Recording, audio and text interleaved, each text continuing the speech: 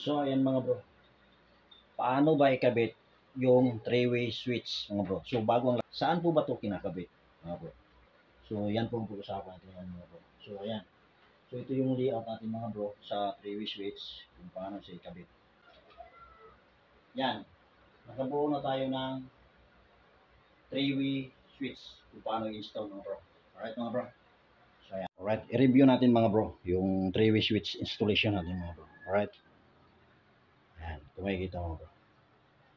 Si load, yung source natin, didiretso po siya dito. Itong splice ito, ayan.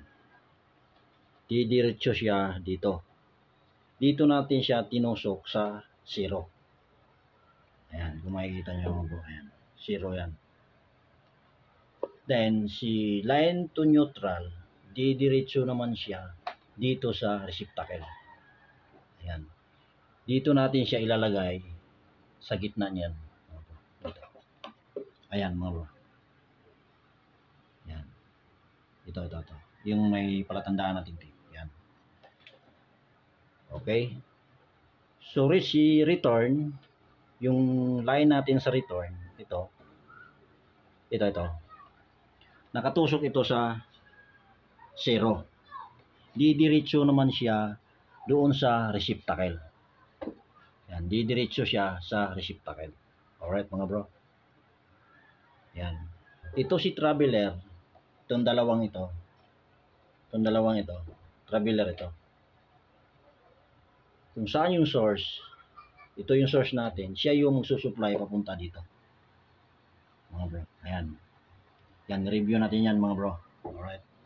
So, itong palatandaan kong tape, yung tape na to, nakatusok ito sa number 1. Tinusok din siya dito sa number 1. Yan. So, itong isa, nakatusok sa number 3. Nakatusok din siya sa number 3 dito. So, mga bro, take note. Itong dalawang wire na to, walang problema na magkapalit. Ginawan ko lang ng palatandaan ito para masubaybayan ninyo ng maigi mga bro. Alright. Hindi naman ito, wala namang problema to kung magkapalit. Na natusok si 3 to tapos dito sa number 1 matusok. Alright. Walang problema yung magkapalit mga bro. So ginawa ko lang ito kasi ako hindi ako mahilig nung pabalik-baliktad mga bro.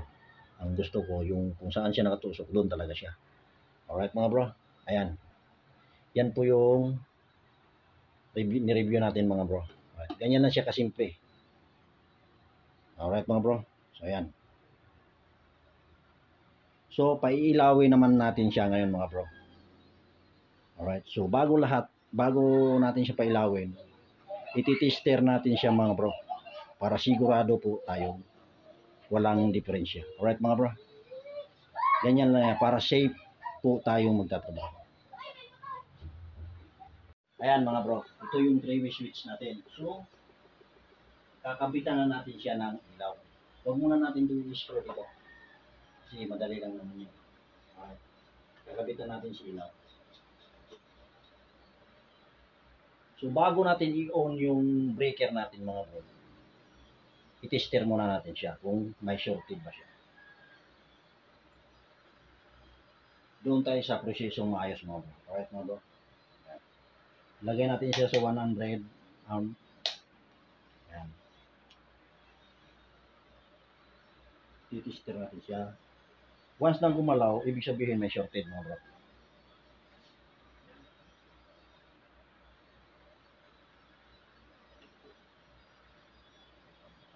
Hindi siya gumalaw, ibig sabihin success yung trabaho natin mga bro. Tester natin siya ulit para sigurado.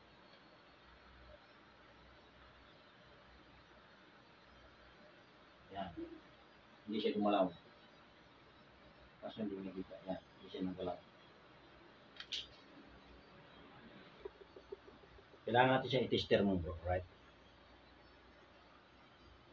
Pag dumikit, gagalaw, shorted. Hindi siya gumalaw mga bro.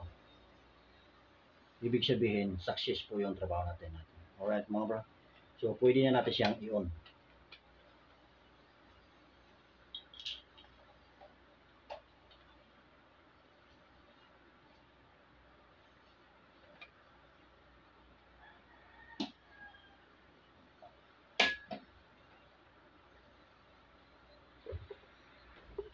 So yan, naka-on na yan mga bro. So, pailawin natin siya.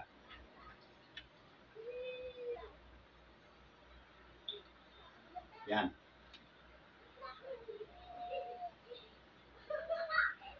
Pwede mo siyang patayin sa kabila. Alright? Kita niyo mga bro.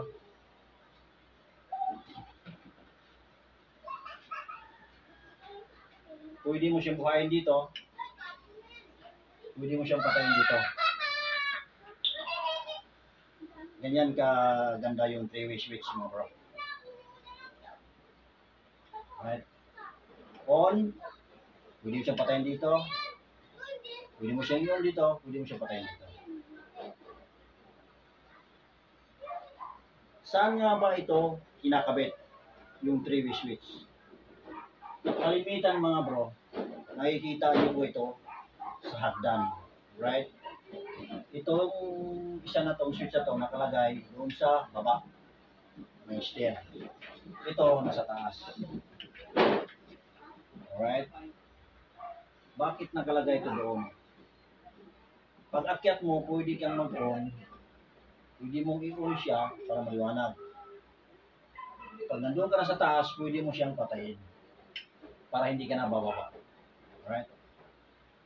Nakalagay din ito sa hallway. Kahit mga bro, kung makapansin nyo sa mga hallway, nakalagay din ito. Kung halimbawa, sa dulo ng hallway, itong isang switch nakalagay, pwede mo siyang buhayin. Tapos, sa pinakadulo ng hallway or sa gilid ng kwarto mo, sa pinto, pwede mo siyang patayin. Ganyan kaganda ang 3-way switch mga bro. Ganun na siya kasimple. Alright? Hindi, wala po tayong in situ experience lang ito mga bro. Alright? So, sana itong tutorial na ito ay nakatulong po sa ating viewers mga bro. Alright mga bro? So, good luck sa inyo mga bro. Panoorin nyo ito ng buo. I'm sure pagkatapos yung manood ng buo ng video na ito, pwede na po kayong magkabit ng 3-way switch. Alright mga bro? God bless sa inyo mga bro. Shout out po pala sa lahat na nakapanood ng video na ito. Sa mga viewers natin, shout out po sa inyo. Ingat po kayo palagi mga bro. Bye bye.